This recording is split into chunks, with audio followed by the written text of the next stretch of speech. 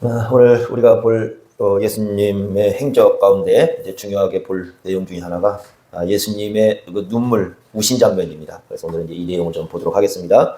먼저 41절을 보고 오늘 읽은 말씀 41절을 보겠습니다. 가까이 오사 성을 보시고, 여기 성은 예루살렘 성입니다. 예루살렘의 성을 보시고 우셨다, 이렇게 말씀을 합니다. 어디쯤에서 그렇게 우셨는지는 알 수 없습니다. 그러니까 이스라엘 가면 그 올리브산, 그 감람산이 있고, 그 감람산 근처에 그 눈물교회라고 있습니다. 눈물교회, 원래 이스라엘 사람들은 눈물교회라고 안 부른답니다. 그냥 우리가 이제 부르는 거고, 그 눈물교회가 겟세마네 바로 이제 그 근처에 있는데, 바로 이제 그 예수님께서 눈물을 흘리신 것을 기념한 그런 그것을 기념해서 이제 세워놓은 교회가 그 눈물교회입니다. 이렇게 이제 바로 이렇게 그 눈물교회에서 앞을 쳐다보면 그 예루살렘이 보여요. 예루살렘 이렇게 맞바닥이니까 이렇게 이제 보면서 그렇게 되어 있습니다. 실제로 그곳에서 우셨는가 그건 모릅니다. 그냥 이제 사람들이 기념해서 만들어 놓은 거지 실제로 그 자리에서 울었다 그런 내용은 아닌 것 같아요. 사람들은 아마 세상 살면서 눈물을 흘립니다. 요즘 애들은 눈물을 안 흘리니까 눈물을 넣더라고 눈에다가. 근데 눈물을 흘리면서 삽니다. 태어날 때 다 울죠. 자기 다 모르죠. 우리가 울었다 하는 건 지금 태어나를 보니까 다 우는데 태어날 때 웁니다. 어떤 아이들은 또 살면서 아파서 울기도 합니다. 아마 가장 그 큰 슬픔은 가까운 어떤 사람, 나와 함께 가까이 살았던 사람을 잃었을 때의 그 우는 울음은 굉장히 또 고통을 많이 주는 울음이 될 겁니다. 또 어떤 사람은 원통해서 울어요. 어른들도 원통해서 울고 애들도 원통해서 울고 막 웁니다. 어떤 사람들은 또 감동적인 드라마를 보면 웁니다. 그러면 그때는 이제 그 갱년기가 온 겁니다. 남자들은 보통 안 우는데 드라마 보면서 울면 갱년기입니다. 그때가. 감동적인 드라마 보고 웁니다. 한국 사람들은 또 서름도 많아요. 서름도 많아가지고 이 시를 쓸 때 보면은 비유를 쓸 때 보면은 다 운다고 얘기를 하죠. 새가 운다. 우리나라 시에 새가 노래한다라는 시는 별로 없어요. 외국 시에는 새가 노래한다 이런 표현들이 많은데 우리나라는 새가 운다고 그럽니다. 검은고는 악기잖아요. 악기를 사용을 하면 노래를 부르는 건데, 노래는 좋은 건데, 검은고가 또 운다고 그럽니다. 이렇게. 기뻐도 운답니다. 뭐 이렇게 우는 일이 많은지 우리나라 서름이 참 많습니다. 시인 중에 그 김현승이라는 시인이 있어요. 기독교 시인인데, 폐암으로 돌아가신 분인데, 이분이 그 4살 먹은 외아들이 병으로 죽고 난 이후에 큰 슬픔을 겪고 난 이후에 쓴 시가 있습니다. 영혼을 완전히 뒤흔드는 고통을 느꼈던 그런 삶이었다.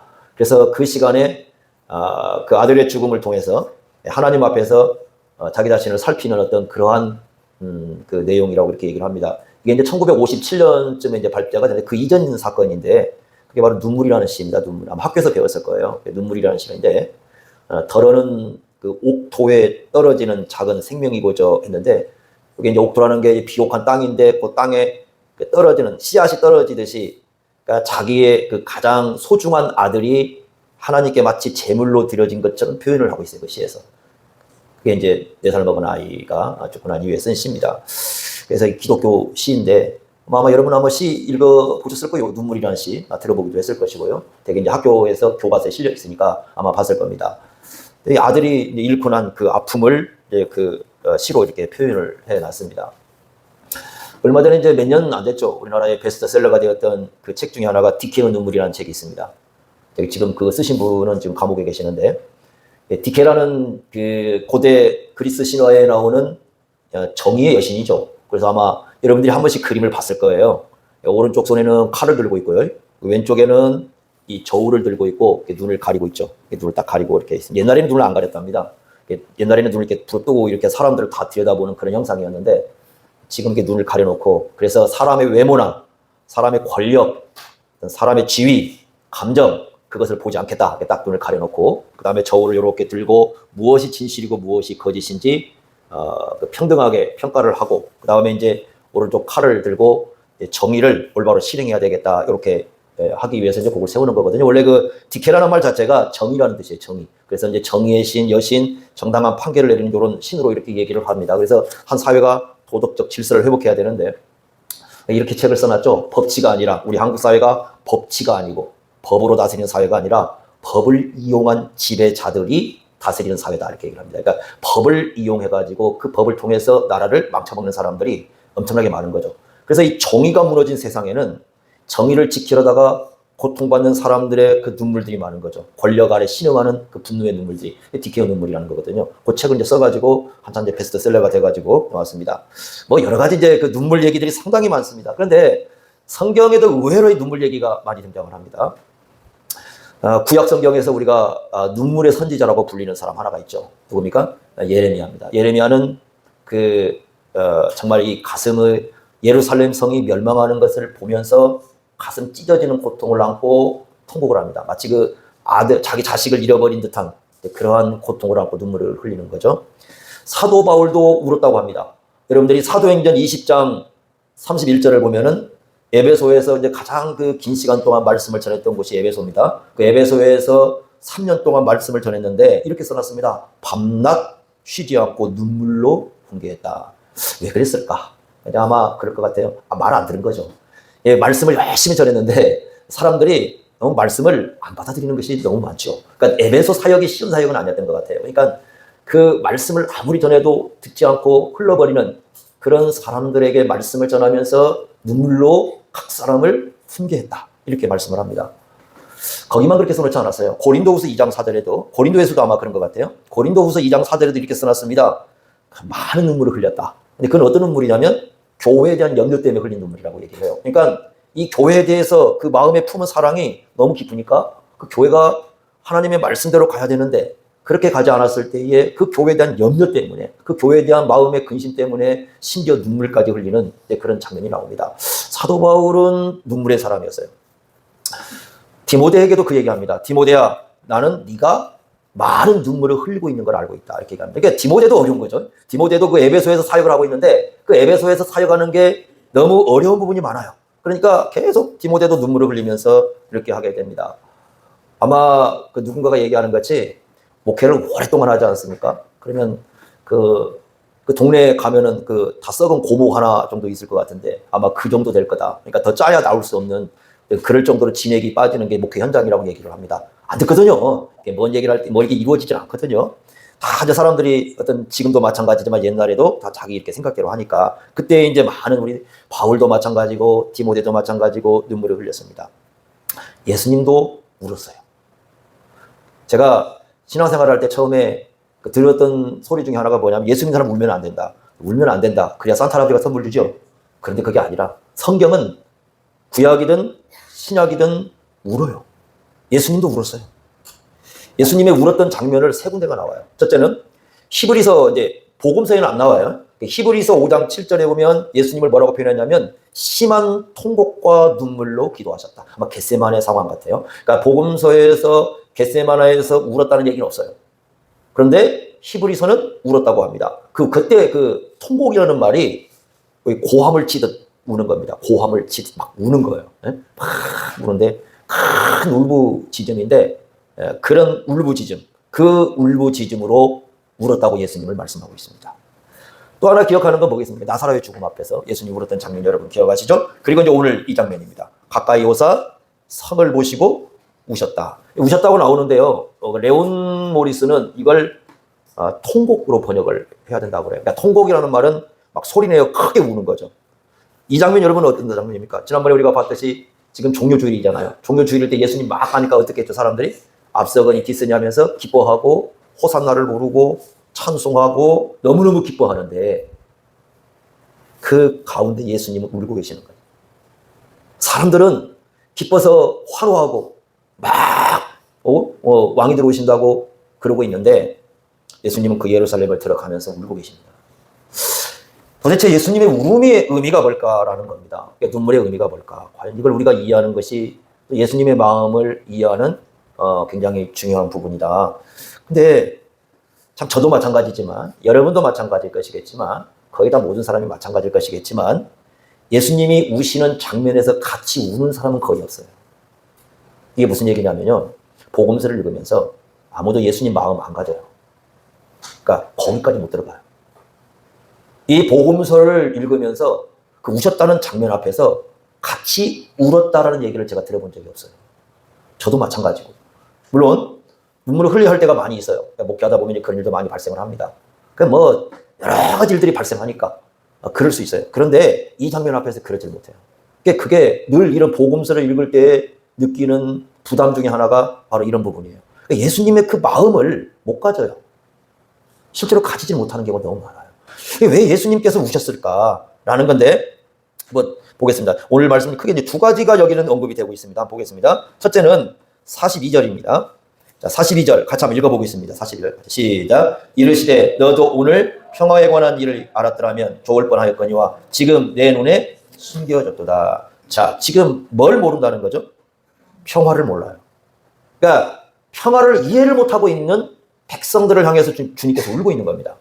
그러니까 예수님이 지금 왜 오셨을까? 평화를 위해서 오셨다는 겁니다. 그러니까 예수님이 왜 예루살렘에 들어가서 죽으려고 하는가? 뭐 때문에 그런다는 거예요? 평화를 위해서. 이사야 9장 6절에 보면 예수님을 누구라고 부르냐면 평강의 왕이라 이렇게 불러요. 평강의 왕이다. 근데 평강의 왕으로서 이제 들어가시는데 그 평화를 이루기 위해서 어떤 평화냐면 우리가 이제 하나님과 죄로 인해서 원수가 되어 있으니까 하나님과 우리 사이에 평화를 이루고 사람들 사이에 평화를 이루기 위해서 가시는 거거든요. 근데 뭐라고 되어 있어요? 거기 보니까 우리 성경에는 그렇게 번역이 안 되어 있는데 원문에는 그게 있어요.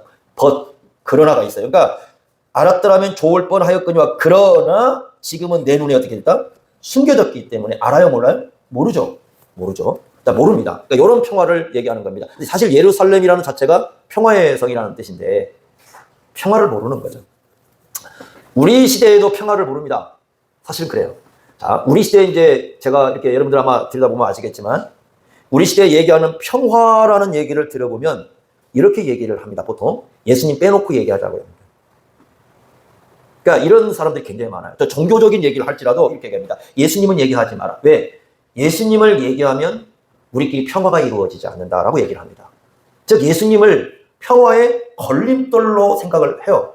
그러니까 지금 평화는 이런 거예요.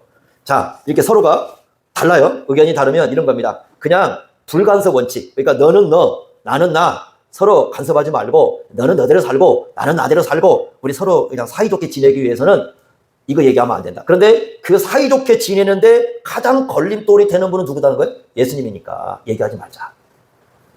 지금 이런 평화가 추구되고 있습니다. 그래서요, 여러분 보세요. 지금 기독교 용어 중에 예전에는 그게 많이 지금 많이 등장하는 용어가 평화라는 용어거든요. 근데 평화라는 용어인데 평화라는 용어가 등장하는 거의 모든 자리는 종교 통합이 이루어집니다. 그러니까 얘기 안 하는 거예요. 누구 얘기 안 해요? 예수님 얘기 안 하고 진리 얘기 안 합니다. 이때 당시에도 그랬어요. 이때 당시도 예수님이 평화를 깨트리는 분이었어요. 그러니까 왜 종교 지도자들이 예수님을 죽이려고 했고 왜 유대인들이 예수님을 환호했다가 갑자기 예수님을 십자가에 못 박으라고 그러고 왜 사람들이 그랬느냐? 로마에 대해서 고발했던 내용이 뭡니까? 로마 그 본디오 필라도 앞에 가서 고발했던 내용이 뭐냐면 예수님이 평화를 깨트리는 분이라는 거예요. 그잖아요. 예수님이 평화를 깨트리는 분이에요. 그러니까 예수님은 근데 실제는 뭘 위해서 이 땅에 오셔서 지금 죽으러 가는 거예요? 평화를 위해서거든요. 평화가 뭐냐? 보통요, 사람들은 이렇게 생각하는 거예요. 그러니까 너는 너, 나는 나. 그러니까 우리 서로 그냥 각자 가진 것 인정하고 우리끼리 싸우지 말자. 이게 평화라고 생각을 해요. 근데 그 당시에도 그랬어요. 네, 우리가 알아야 될 게 있습니다. 예수님이 말씀하시는 평화는 그런 평화가 아니에요. 어떤 평화냐? 교제의 평화예요, 교제. 이게 중요한 겁니다. 그러니까 그 성경에서 계속 강조하는 게 뭐냐면 코이노니아입니다. 그게 뭐냐면 교제하는 거예요, 교제. 서로 사귀는 겁니다. 교제의 평화가 예수님이 얘기하는 거죠. 그럼 누가 교제하는 겁니까? 하나님과 우리가 교제하는 거예요. 적대적인 사람들이 교제하는 거예요. 그러면 하나님과 우리 사이에 그 교제의 평화를 만들고 사람과 사람 사이의 교제를 평화를 만드는 중심에 누가 계셔요? 예수님이 계시는 거예요. 이 예수님을 중심에 두지 않으면 그래서 진정한 평화가 없어요. 근데 1세기도 마찬가지고 항상 사람들이 모인 자리는 예수님만 빼자. 왜? 예수님을 빼면 평화다. 근데 예수님을 얘기하는 순간 평화는 깨진다고 생각을 합니다. 네, 이게 심각한 거예요. 예수님 말씀합니다. 예수님 빠지면 어떤 평화도 존재하지 않아요. 불간섭의 원칙. 그냥 불간섭의 원칙이 평화는 아닙니다. 그냥 편안하게 살자는 거지 그게 평화는 아니에요. 예수님 없으면요. 하나님과 내가 무슨 관계를 맺든 중요하지 않습니다. 그냥 하나님은 나는 나대로 살면 돼요. 근데 예수님이 내 삶에 들어오는 순간 절대로 그럴 수가 없습니다. 이게 아주 중요한 거예요. 근데 사람들은요, 그렇게 생각을 하는 거예요. 평화? 여러분, 평화 통일도 우리나라 평화 통일을 얘기합니다. 그죠? 통일되면 평화가 올지, 평화가 있으면 통일이 될지, 아무리 여러 가지 생각해 볼 문제가 있지만, 기독교의 평화는 그런 평화를 추구하지 않습니다. 그러니까 그런 얘기를 하는 게 아니에요. 나라와 나라가 서로 싸우지 않고 잘 지내는 건 좋은 겁니다. 그걸 나쁘다는 얘기가 아니에요. 좋은 겁니다. 그러나 적어도 예수님이 얘기하는 평화는 그런 평화는 아닙니다. 예수님의 말씀하는 평화는 치열합니다. 치열합니다. 왜? 하나님과 우리 사이에 평화를 맺기 위해서는요, 예수님을 생각하려면 죄 문제 앞에서 치열하게 고민해야 됩니다. 원수 같은 사람들이 한 형제가 되려면요, 치열한 고민을 해야 됩니다. 우리 속에 있는 시기를 버려야 되고요, 우리 속에 있는 미움을 버려야 되고요, 우리 속에 있는 이 많은 그 형제의 걸림돌이 되는 걸 전부 이걸 다 치열하게 싸워야 됩니다.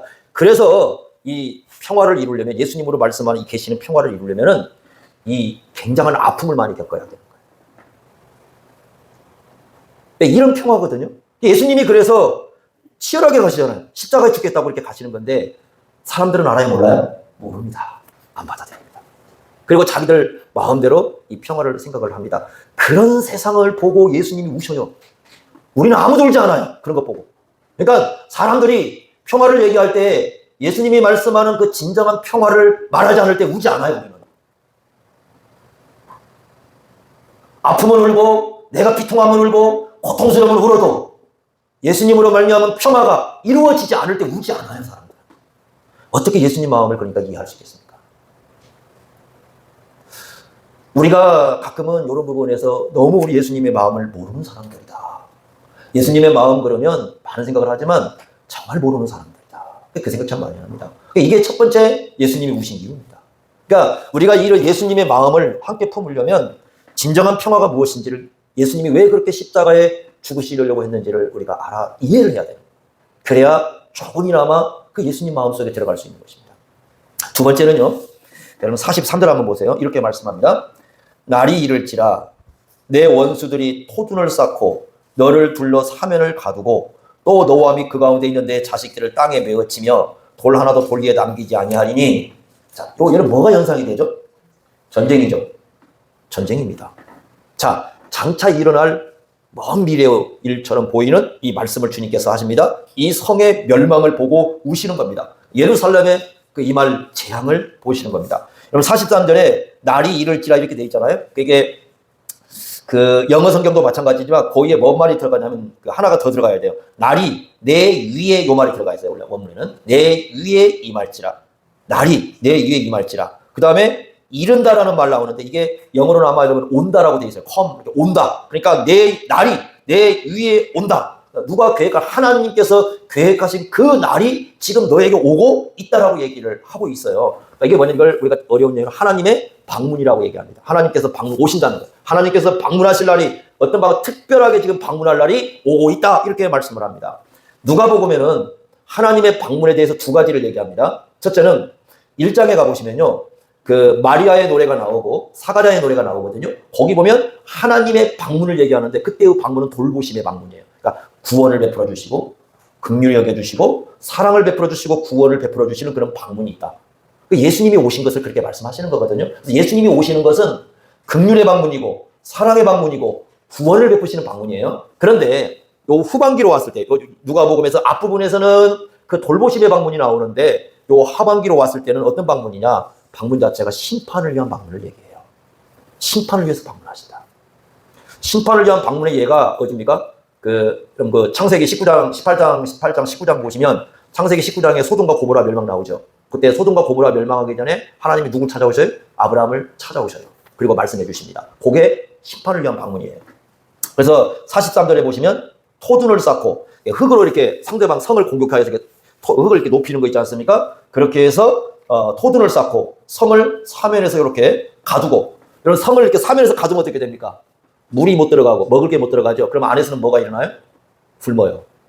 굶으면 엄청난 비참한 일이 일어납니다. 그래서 그 44절에 보면요, 이제 그 얘기가 나오는, 실제로 이게 일어나는데 성이 무너지는데 44절에 보니까 돌 위에 돌 하나도 남기지 않았다.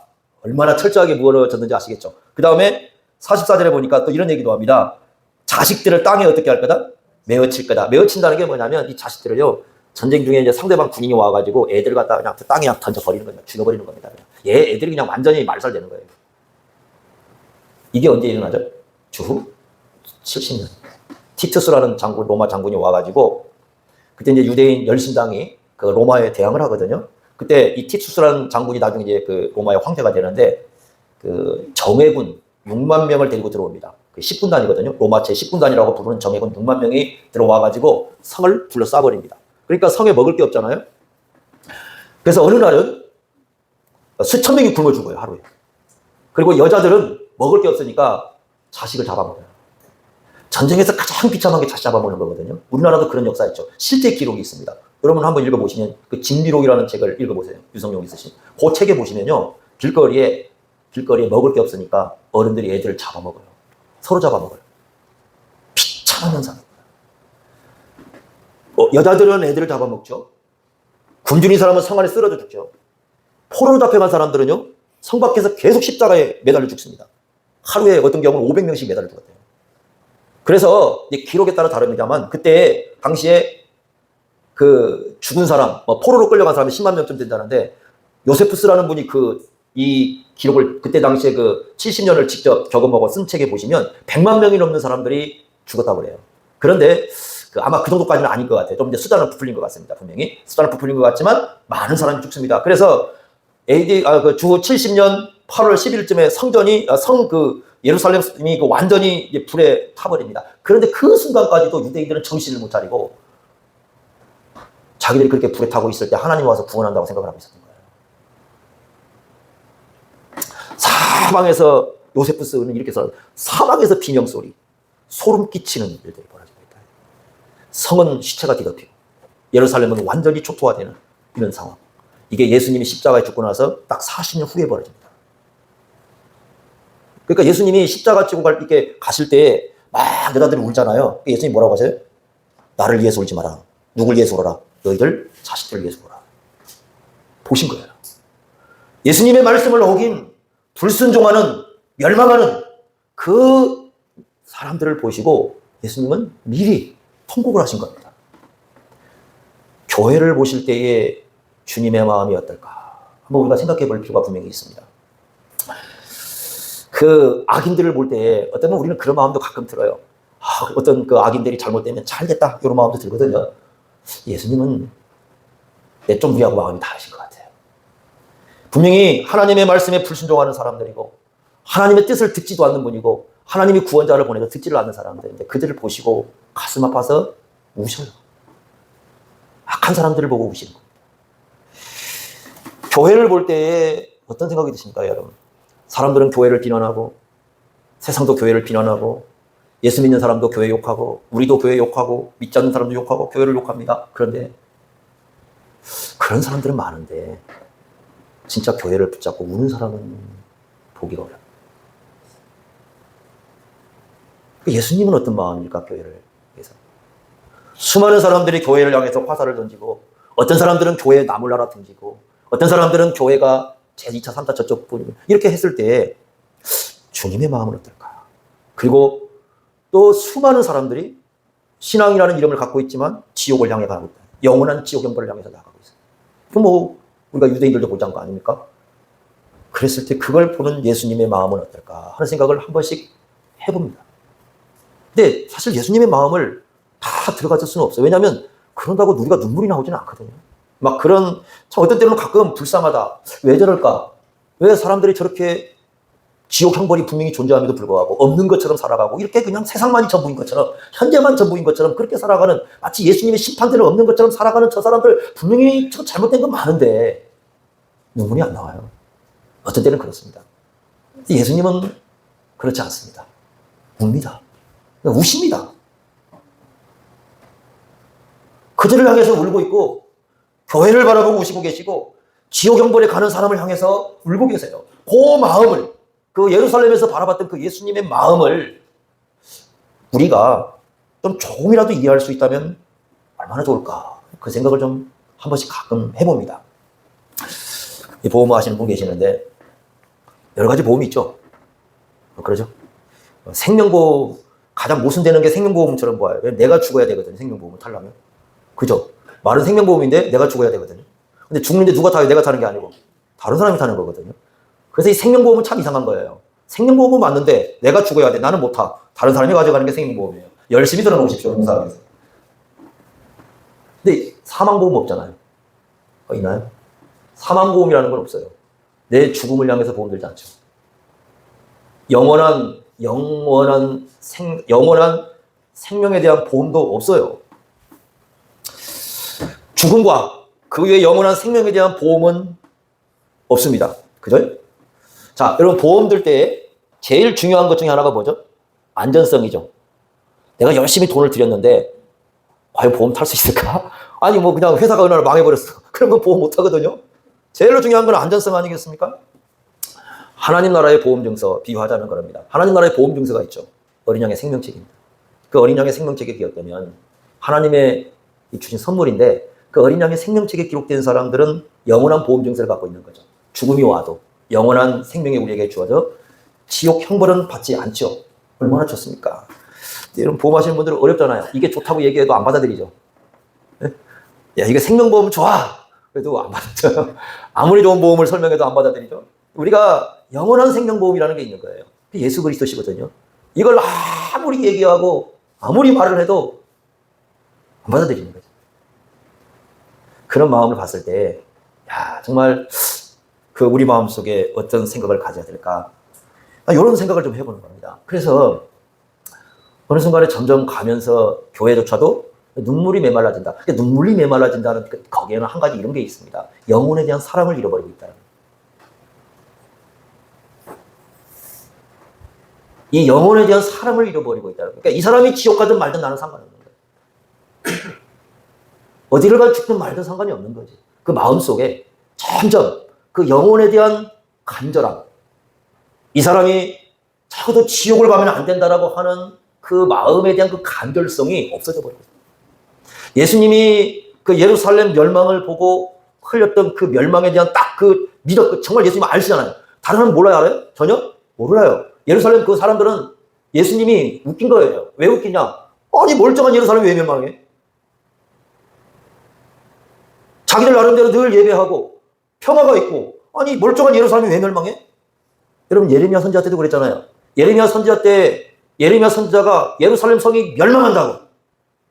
그 사람들 뭐라고 했습니까? 멀쩡한 성이 왜 멸망해? 지구 멸망하겠어요? 멀쩡한 지구가 왜 멸망해? 지금이나 조금 느끼겠죠, 이제. 막 폭탄 떨어진다, 뭐 물폭탄 뭐 떨어진다고 막 하니까 이제, 아, 이거 목사님 재임하실 거 아니에요? 누가 지금 하시면, 멸망할 것 같지? 오실 것 같죠? 멀쩡한 게 왜 멸망해요? 예수님 보실 때는 분명히 옵니다, 그날이. 멀쩡한 우리가 왜 지옥 가요? 옵니다. 거부해도 와요. 부정해도 와요. 안 간다고 해도 와요. 옵니다. 내 생각에는 아닌 것 같아. 멸망에 뭔 생각이 중요합니까? 여러분 보세요. 물난리가 났어요? 우리 지역은 물난리가 안 날 것 같아. 내 생각이죠. 생각한다고 안 옵니까? 아니잖아요. 생각이 현실을 막아내지는 못하는 거예요. 지옥이라는 현실이 없는 게 아니고 그게 오고 있어요. 재림이라는 현실이 오고 있어요. 멸망이라는 현실이 오고 있어요. 부정한다고 되는 게 아니라 뭐 우리가 막 열심히 뭘 바꾼다고 되는 게 아니에요. 세상을 내가 뭘 어떻게 해보겠다고 해서 막아낼 수 있는 게 아니고 오고 있다니까요. 그런데도 점점 문제가 되는 건 뭐냐면 영혼에 대한 사랑이 없어지고 있다는 거죠. 예수님께서 이런 말씀을 하셨거든요. 예수님이 점점 가까이 올수록 인간의 마음속에 사랑이 식어져 버린다고 했습니다. 그 사랑이 식어지는 가장 중요한 그 모습 중에 하나가 뭐냐면 그 복음 전하는 그 문맥과 연관이 되어 있거든요. 그러니까 이 영혼에 대한 사랑을 잃어버려요.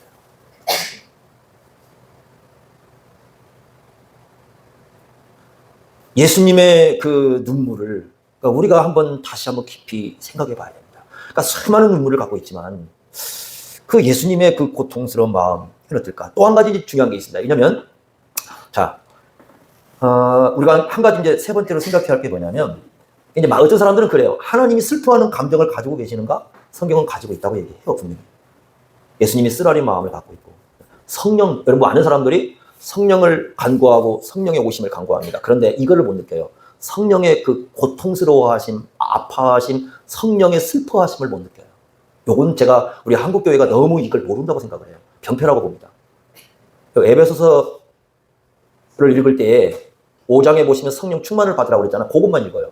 그 앞에 뭔 얘기를 합니까? 에베소 4장 30절에 하나님의 성령을 뭐하게 하지 마라? 근심하게 하지 마라. 근데 근심하게 하지 말라는 말이 우리는 그냥 근심으로 번역이 되어 있지만 여러분 새한글 성경 보십시오. 거기 뭐라고 번역해요? 슬퍼하지 말아요. 그러니까 원래 그게 말아요. 영어도 그리브라고 번역이 돼요. 그러니까 슬퍼함. 사실 그리브라는 비통하다는 말. 비통함. 슬퍼하는. 아파서 슬퍼하는 그런 말. 그러니까 성령께서 슬퍼한다는 거예요. 성령 충만 얘기하고 성령 세례 갖고 엄청난 한국교회는 싸워요. 근데 실제로 성령 근심해하고 성령을 슬퍼하는 문제들은 관심도 없어요. 근데 성령께서 오신대요. 우리 안에 오신 성령께서 오신대요. 우리 안에 오신 성령께서 슬퍼하시고 아파하시고 고통스러워하신답니다. 이게 여러분 어디서 갖고 온 줄 아십니까? 이게 구약에서 갖고 온 거예요. 구약에서 이 말씀을 갖고 왔는데 이 말씀을 갖고 온 것이 어디냐면요. 그 광야 이스라엘 백성들을 삶에서 가져온 말이에요.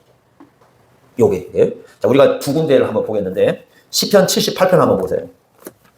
시편 78편. 이렇게 말씀을 했습니다. 이게 시편 78편 보면 광야의 이스라엘 백성들에 대한 그런 말씀을 하고 있는데 32절 한번 보세요. 32절.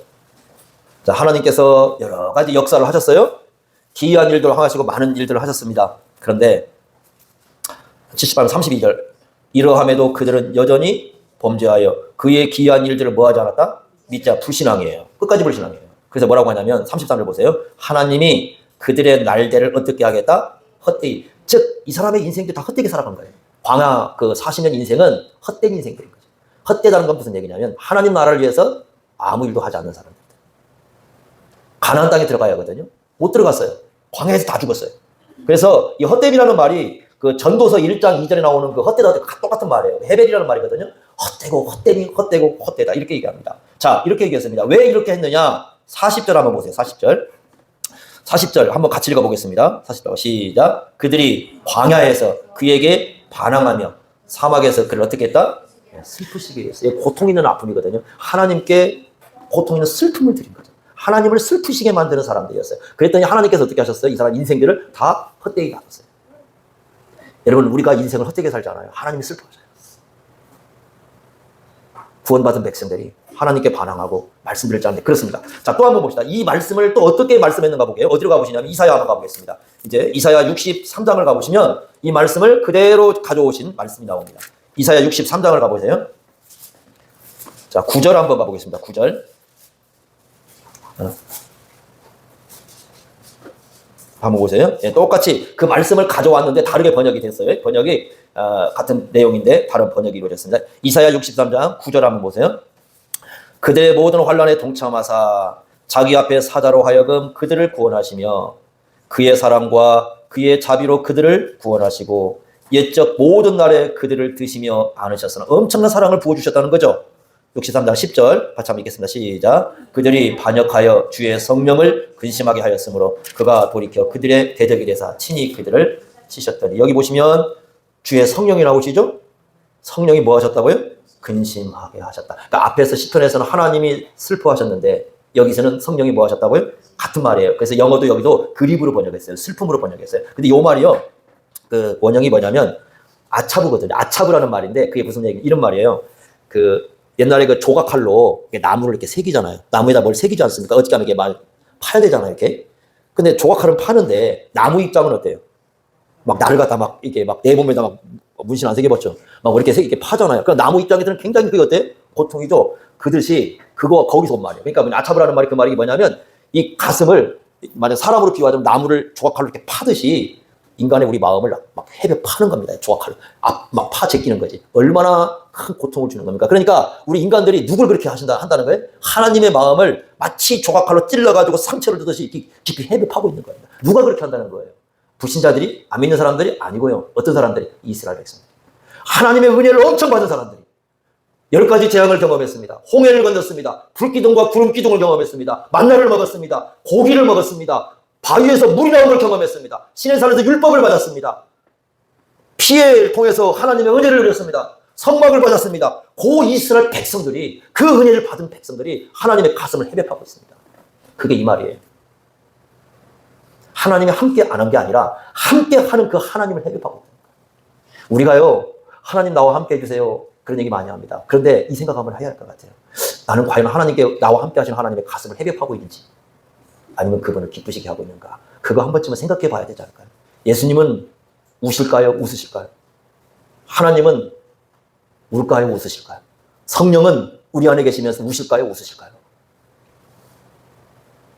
그래서 예수님의 그 눈물을, 그래서 여기에 대한 글을 써놓으신 분들이 거의 없어요. 솔직히 말하면 예수님의 그 감정에 대한 그 책을 쓰신 분이 없어요. 그런데 이제 우리 그 개혁파 이렇게 신학을 하시는 분 중에 한 분이 계시는데, 워필드라는 분이 계시는데, 그 워필드라는 분이 그 짤막한 책을 하나 썼는데 거기에 보면 예수님의 감정이 나와요. 근데 저는요, 책을 많이 읽었는데 그 짧은 책인데 그거 읽고 너무 그 예수님의 마음에 대한 좀 감동이 오더라고요. 왜? 야, 너무 몰랐고. 그러니까 복음서를 읽기는 하는데 성경을 읽는데 이걸 못 하는 거예요. 그러니까 성경에서 나와 있는 그 예수님의 그 마음을 못 들어가는 거예요. 그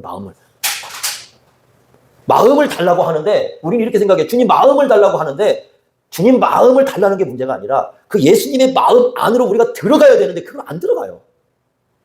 그리고 그 예수님의 마음을 이해를 안 하는 거죠. 그러니까 글을 읽는데 그냥 읽지. 그 안에 우리가 들어가서 그 글 속에 담겨 있는 그 하나님의 마음과 예수님의 마음과 그 감정을 같이 느끼지를 못하는 거죠.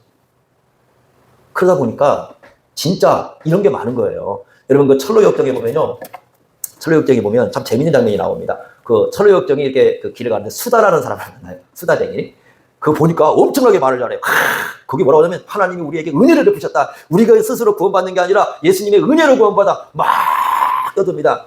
그러니까 크리스천이 뭐라고 하냐면 이렇게 얘기합니다. 저 사람 옛날 우리 동네에 같이 살았던 사람인데 신신한테 하는 얘기인데 우리 동네 살았던 사람이 저 사람 절대 말에 속지 마세요. 왜? 말만 지독하게 잘하고 하나의 삶도 없는 사람이기 때문에 아마 저 사람은 술집에 가도 똑같은 얘기를 할 겁니다. 그런 얘기를 합니다. 기독교인들이 말은 많고 성경은 얘기하고 진리는 얘기하는 것 같은데 실제로 예수님 마음 하나를 못 느끼는. 한번 우리 그것쯤은 좀 돌이켜봐야 되지 않을까. 그래서 예루살렘을 바라보고 오셨던 그 예수님의 마음, 그 감정, 워필드가 정말 중요하게 얘기했던 그 예수님의 감정, 그 부분으로 우리가 들어가지 않으면 여전히 우리는 복음서를 읽으면서 예수님의 마음은 우리에게 멉니다. 예수님은 우리에게 멀어요.